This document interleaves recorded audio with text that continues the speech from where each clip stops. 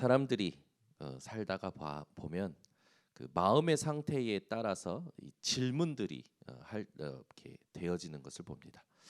주로 사람들이 마음의 상태가 어려울 때 어떤 질문합니까? 내가 왜 사느냐? 막 이런 질문하기도 하고요.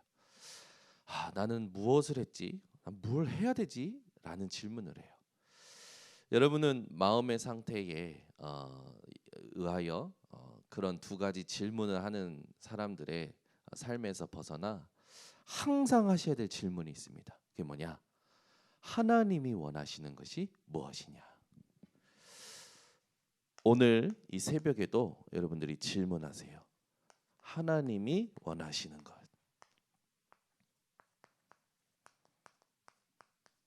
이게 뭐냐? 이 질문을 깨달는 것 자체가, 이 질문을 내가 모든 상황 가운데서 깨닫는 것 자체가 뭐가 됩니까? 진짜 헌신이 되는 거예요. 오늘 여러분은 어떤 헌신을 회복하셔야 되느냐? 우리는 다 죽습니다. 죽을 것을 놓고 헌신하는 게 아니라 영원히 남을 것을 놓고 헌신하셔야 돼요. 아멘. 굉장히 중요한 의미가 있죠. 이걸 여러분이 못 깨달으면 어떻게 되냐면 여러분의 후대가 어디로 가냐면 성경에서 이스라엘 백성들이 당했던 것처럼 제일 비참한 겁니다. 사탄의 노예가 되는 거예요.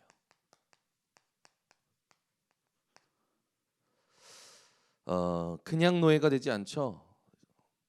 굉장히 고통 속에서 노예가 됩니다. 현실이요, 고통이에요. 이스라엘을 보면은 노예, 포로, 속국, 전쟁, 유랑 민족. 이스라엘의 고통만 봐도요, 그냥 후대가 고통당하는 것은 아닌 것을 봅니다. 이걸 여러분들이 깨닫는다. 그러면 성경의 소수의 사람이 받았던 응답을 받게 됩니다. 이 사람들이 어떤 응답을 받았습니까? 사람으로는 불가능한 하나님이 하시는 기적을 보게 됩니다. 여기에 여러분이 헌신을 하는 거예요. 오늘도 우리가 숨을 쉬고 밥을 먹고 사람 만나고 일합니다. 뭐에 포커스를 맞춰야 되냐? 이 땅에는 복음 말하는 사람이 없어요.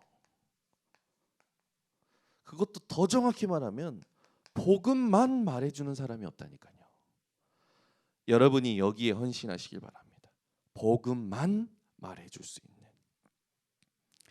이 자체가 하나님이 원하시는 것이죠. 그래서 우리가 237 치유 서밋이다, RTC 운동이다, 지금 언약을 붙잡고 말하고 있는데 이 응답이 어디서부터 와야 되냐면 내 옆에 있는 사람을 진짜 이해하는 것에서부터 시작이 돼야 돼요.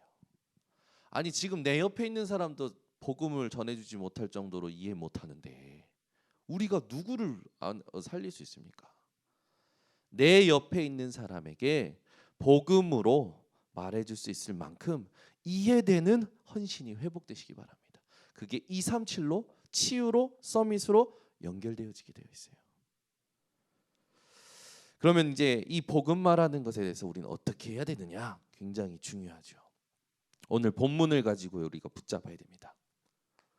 출애굽기 2장 1절에 보면 레위 남자가 레위 여자에게 장가들었다라는 말이 나와요. 이게 뭘 말하냐면 하나님이 원하시는 자, 이 축복부터입니다. 저와 여러분이 이 응답 주역으로 부름받은 거예요. 여러분이 누군지 아십니까? 하나님이 원하시는 자예요. 별로 아멘이 없네. 하나님이 여러분을 안 원하시. 하나님은 나를 절대 원하시지 않으셔. 그 내 생각이라니까요. 여러분이 여러분을 어떻게 보시는지 하나님이 여러분을 원하십니다. 그래서 이 자리에 계시는 거예요. 이 축복부터 회복하셔야 돼요. 이게 어떤 축복이냐면 절대 언약입니다. 아니 하나님이 나를 원하신 것이 절대 언약이라니까요. 이건 누구도 무너뜨릴 수 없어요. 누구도 깨트릴 수 없어요. 하나님이 나를 원하시는 거예요. 예수님께서도 원하시는 자들을 부르셨잖아요. 이 절대 언약을 진짜 깨달으면 그때부터 하늘의 문이 열리는 겁니다. 저는 어제 그런 묵상을 하게 됐어요. 이 성막을 만들 때 성물에 막 이렇게 금으로 막 다 두르잖아요. 그걸 계속 묵상하다 보니까 내가 금이야.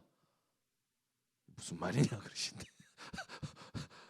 내가 하나님께서 구별하시는 거잖아요. 번제단도 구별하시고 모든 등잔대도 구별하시고 구별하시잖아요. 하나님이 우리를 구별하셨잖아요. 내가 금이라. 오늘 새벽에 묵상인데 어저께 우연히 지나가다가 우리 진권사님 만났는데 갑자기 새벽에 진권사님 생각나면서 진권사님이 금이야. 그러면서 메시지 또 생각나는 거예요. 그가 나를 단련하신 후에는 내가 청금같이 거봐 우리가 금이야. 누가 뭐라 해도 여러분은 금입니다. 그것도 순금, 정금. 하나님이 완전히 구별한 거야. 이 자체가 절대 언약이에요. 하나님이 원하셨다. 여러분 오늘 본문에 보면 레위 남자, 레위 여자 똑같은 말이죠. 이러니 뭐가 나옵니까? 레위 아이 나오게 되는 거예요. 이게요 우리에게 절대 언약이에요. 그래서 여러분이 오늘 딱 붙잡고 시작하셔야 됩니다. 나는 하나님이 원하시는 자야. 여러분이 어느 현장을 가서 무슨 일을 해도 사람이나 사람의 말이나 세상의 그 현실과 상황 속에서 갇혀서 나를 보는 것이 아니라 나는 하나님이 원하시는 자예요. 누가 뭐래도 하나님이 여러분을 원하셨다. 그 얼마나 소중한 분들입니까? 여러분 하나님이 원하시는 거예요. 그냥 뭐 누가 그냥 여러분들 잘 안 알아준다고 거기에 삐지고 실망하고 할 필요가 없는 거예요. 그런 가치 없는 일은. 출애굽기 2장 2절에서 9절에 보면 두 번째 우리가 붙잡아야 될 게 나오죠. 하나님이 원하시는 헌신이 나와요.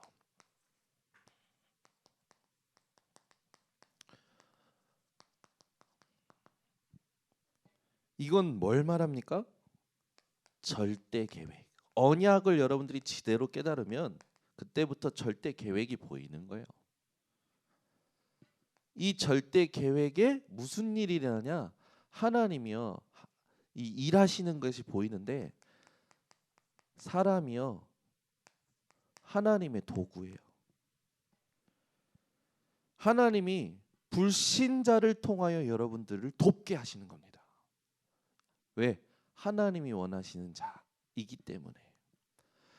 여러분은요 불신자가 여러분을 돕는다니까요. 이걸 진짜로 깨달으면 불신자가 여러분을 돕게 되어져요. 여러분 보세요. 다니엘도 환관장이 도왔잖아요. 에스더도 이 왕후를 준비시키는 그 여자 이름이 갑자기 생각나는데 그 불신자 여자가 에스더를 더 도왔다니까요. 여러분 성경에 하나님이 원하시는 자들은 불신자가 다 도왔어요.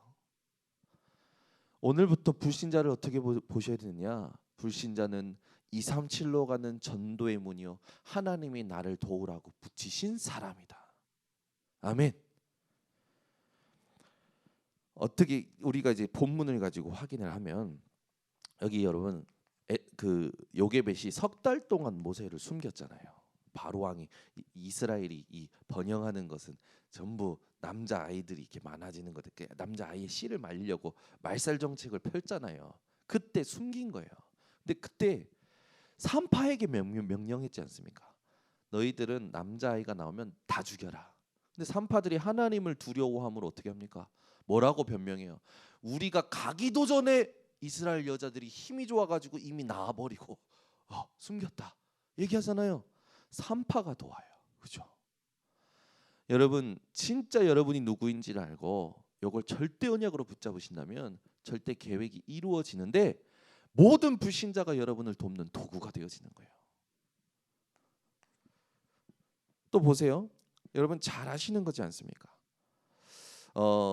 이 나일 강가에 더 이상 숨길 그 시간표가 안 되니까 갈대 상자에 역청과 진을 발라서 물이 들어가지 않도록 하죠.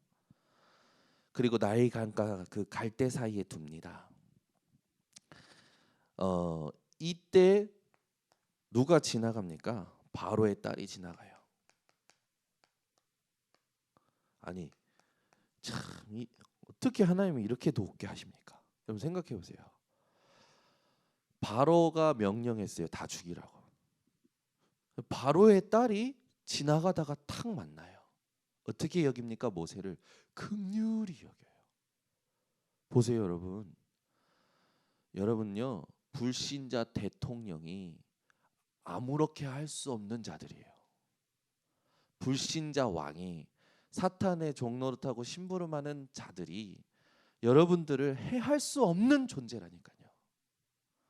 바로의 딸이요 긍휼히 여겨요. 그때 그 모세의 누나가 가서 이야기하죠. 누이가 가서 내가 당신을 위하여 유모를 데려다가 이 아이에게 젖을 먹이게 할까?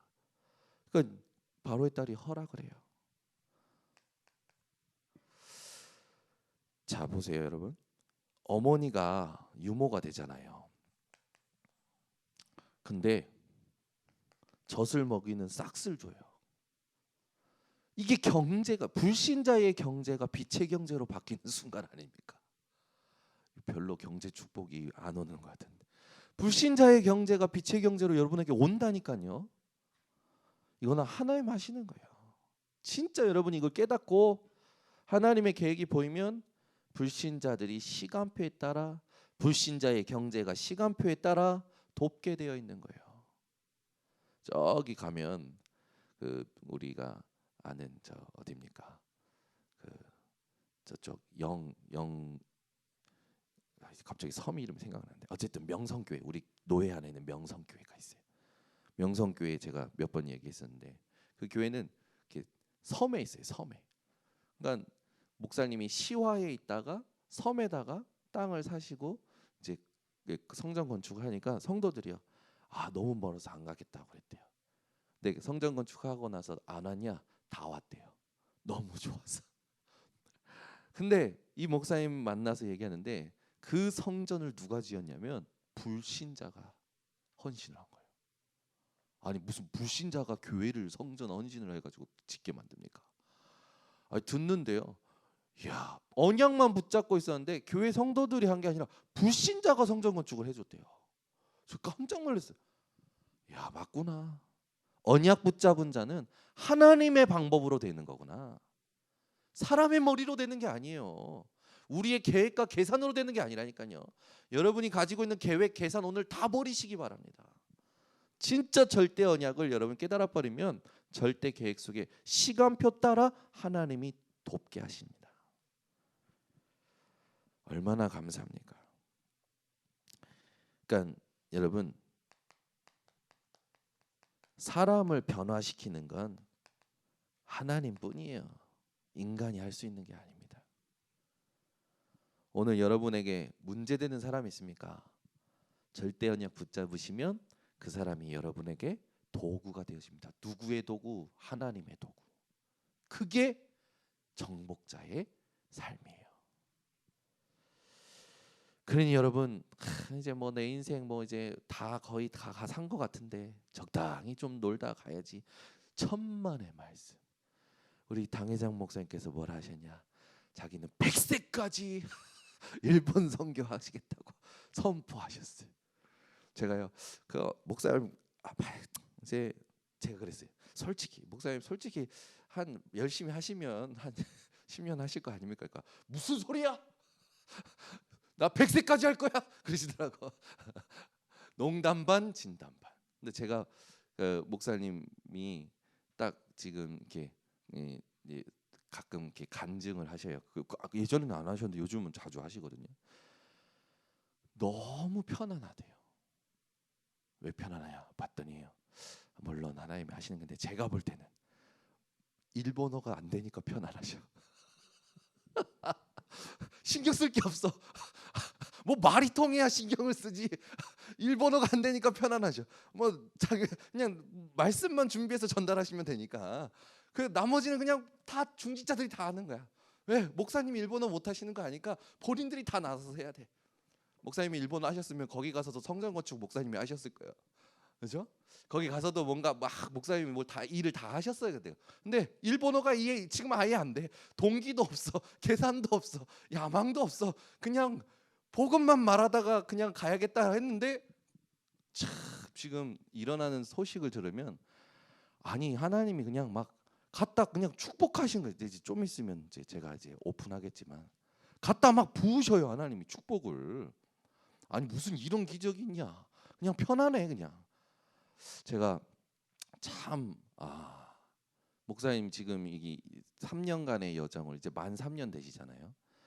3년간의 여정을 보면서 야 그래 동기 계산 없으면 하나님께서 하나님의 방법으로 순식간에 일하시는구나. 그래 우리는요 알수록 문제라니까. 차라리 모르는 게 나. 그냥 복음만 붙잡는 게 나. 그래서 제가 나름대로 결론을 했어요. 목사님에게 역사가 일어나는 건 일본어를 모르시는 것 때문이야. 이건 제가 해석한 건데, 근데 그게 없지 않아 있는 것 같아요. 왜냐하면 목사님 일본어 잘하셨어 봐요. 그러면 또 뭔가 보이는 일이 있으면 일본어로 막 하셨을 거 아닙니까? 일본어 전혀 한자만 하셔. 내가 가야 될 길만 눈치 보고 가시는 거예요. 근데요 하나님께서 동경 예수복음교회에 역사하시는 걸 보면 너무 감사해요. 하나님이 원하시는 자라는 것, 하나님이 원하시는 헌신이 있다라는 것.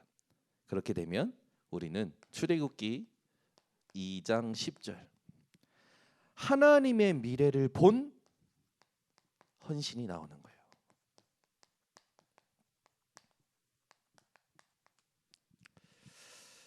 이게 우리의 절대 목표죠. 그러면 뭐가 일어나냐? 세계 변화가 일어납니다. 어떻게 보면 세계 정복을 하나님이 하시는 거죠. 왜? 하나님이 하시겠다고 약속하셨던 거기 때문에. 언약 붙잡으니까 계획 보여주시고 목표를 성취하시는 거죠. 전부 누가 하신 겁니까? 언약을 주신 자도 하나님, 계획하신 자도 하나님이죠. 성취하시는 분도 하나님이시기 때문에 우리는 평안히 가게 되어지는 거죠. 여러분 한번 이 상황을 한번 생각해 보세요. 얼마나 간절한 상황에 갔을까요? 요게벳의 세계에는. 그죠? 요게벳 세계 얼마나 간절한 상황에서 기도가 나왔을 거예요. 여러분 어떤 게 여러분의 자녀가 죽임 당할 수밖에 없는 상황이 오면은 얼마나 간절한 기도가 나오겠습니까? 그죠? 예린이 학교 간다고 일본에 있는 할아버지 할머니, 대구에 있는 할아버지 할머니부터 시작해가지고 전부 기도하시는 거야. 우리 그 장인어른은 이 눈물이 좀 있는 분이셔요. 다 얘네들이 경쟁 사회에 간다니까 마음이 아프고 눈물이 나시. 이제 학교 생활을 경험한 교장 선생님이셨잖아요. 학교 생활을 가장 잘하시네요. 경쟁 사회로 들어가는 이제 쌍둥이가 이제 극률하신 거라. 요즘은요, 우리 장인어른이 기도하시는 분으로 바뀌셨어요. 예전에는 우리 장모님이 기도하면 방에 들어가서 기도하고 막 이러는데 요즘은 기도할 시간 아니야? 내가 들어가 줄까? 요즘은 바뀌셔가지고 그 같이 하지. 바뀌셔가지고 함께 하시는 거예요. 제가 우리 장인어른이 바뀌는 거 보면서요 참 감사해요. 이번에는 이제 여기 미국에 있는 아들에게 그랬대요. 야, 니네도 교회 가. 바뀌셔가지고 니네도 교회 가 그러신 거예요. 저는 한 번도 궁금하실 때 물어오실 때 답변해드린 것 말고는 복음 막 전하려고 몸쓴 거 없어요. 하나님 깊이 기도하고 있었어요. 하나님이 바꿔 가시는 거예요. 얼마나 감사한지. 여러분, 여러분이 어떤 상황에 놓였든지요, 진짜 요게벳과 같은 기도가 회복되시기 바랍니다. 그리고 보세요, 여러분. 모세를 젖먹는 게 계속 할 수 있습니까? 기간이 있어요. 젖먹이는 기간이. 완전 이건 요게벳에게는 내가 왕궁에서 내 아들에게 유모로 가서 젖을 먹이는 기간이 어느 정도겠구나, 이걸 알고 있었겠죠. 얼마나 간절히 언약을, 메시지를 심었을까요? 그죠? 품에 있을 때. 이게 그냥이 아닌 겁니다. 그리고 드디어 이제 모세는 왕궁으로 들어가게 되죠. 여기에서 우리가 응답 받을 세 가지가 나옵니다. 요게벳과 모세가 이 상황 속에 영적 서밋으로 서버린 거예요. 그러니 영적인 자세가 따라오지요. 영적 그릇이 만들어지고 왕궁으로 들어가게 된 겁니다. 그러니까 모세가 어머니에게 들은 그것으로 성령의 감동 속에 모세 오경을 쓸 수 있는 기초가 딱딱 낀 거예요. 그러니까 이 상황과 이 기간이 우리가 볼 때는 굉장히 고통의 기간 같지만 그게 아니라니까요. 진짜 하나님이 원하시는 자가 하나님이 원하시는 헌신을 알고 하나님의 미래를 본 헌신을 하고자 한다면 여러분 이런 응답이 오게 되는 거죠. 그러니 저와 여러분은 어떤 사람이냐? 절대 주권자의 대리자입니다. 우리는 절대 주권자가 아니죠. 그분의 대리자.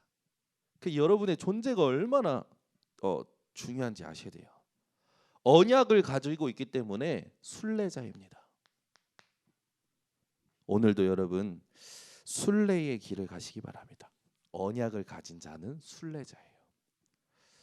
저와 여러분은요 언약을 전달할 그리스도의 대사예요. 이게 여러분의 신분입니다. 그러니 권세가 나타나죠. 흑암이 여러분 속에 있는 창조의 빛 되시며 그리스도의 빛 되신 빛 앞에 무릎 꿇게 되는 거예요. 창세기 1장 3절 창조의 빛, 창세기 3장 15절 그리스도의 빛. 그러니 여러분에게 오는 응답은 노바디에서 에브리바디. 아무도 할 수 없는 거를 하게 되는 거예요. 왜? 하나님이 이끌어 가시니까. 그래서 여러분이요 하나님이 원하시는 것을 질문하고 깨닫는다면 I'm okay, you okay, every okay. I'm okay, you okay, every okay. 모든 것이 괜찮아. 여러분 오늘도 지구상에 없는 교회의 축복을 회복하시기 바랍니다. 그게 뭡니까? 237을 24 할 수 있는 교회, 치유를 24 할 수 있는 교회, 서밋을 24 할 수 있는 교회. 그렇게 될 때 오늘 마지막으로 말씀 두 가지를 찾아보고 마무리합니다. 전도서 7장 21절입니다. 전도서 7장 21절. 전도서 7장 21절 한 목소리로 합독합니다. 또한 사람들이 하는 모든 말에 내 마음을 두지 말라. 그리하면 내 종이 너를 저주하는 것을 듣지 아니하리라. 여러분 사람의 말을 마음에 두지 마세요. 그죠? 우리는 24 쓸데없이 사람의 말 가지고 힘들어합니다. 다 지나가는 거예요. 하나 더 찾아봅니다. 사람의 말이 아니라 무엇을 우리 마음에 둬야 되는지. 시편 119편 11절입니다. 시편 119편 11절. 사람의 말을 마음에 두지 말고 우리는 무엇을 마음에 둬야 될까요? 시편 119편 11절 한 목소리로 합독합니다. 내가 주께 범죄하지 아니하려 하여 주의 말씀을 내 마음에 두었나이다. 여러분 사람의 말을 마음에 두지 마시고 하나님의 말씀을 마음에 두시기를 예수 그리스도 이름으로 축원합니다. 기도하겠습니다. 하나님 아버지 감사합니다. 오늘도 이 새벽에 세상의 마음의 상태에 따라 푸념하듯이 하는 세상적 질문이 아니라 우리가 늘 해야 되는 하나님이 원하시는 것이 뭐냐라는 이 질문을 언약으로 붙잡고 오늘부터 내가 하나님이 원하시는 자요, 하나님이 원하시는 헌신이 무엇이며 하나님의 미래를 본 헌신에 나는 어떻게 가야 될지 질문이 시작되는 우리 전 성도들 되게 하여 주시옵소서. 사람의 말에 시험 들지 말게 하시고 하나님의 말씀을 마음에 두어 하나님의 응답을 누리는 모든 성도들 될 수 있도록 주님 역사하여 주시옵소서. 지금은 우리 주 예수 그리스도의 은혜와 아버지 하나님의 놀라우신 사랑과 성령님의 교통하심이 오늘 우리 모든 성도들 머리 위에 온라인 생방송 현장 위에 하나님이 원하시는 이 질문이 시작된 모든 전도 제자들의 발걸음 위에 지금부터 영원토록 항상 함께 있을지어다. 아멘.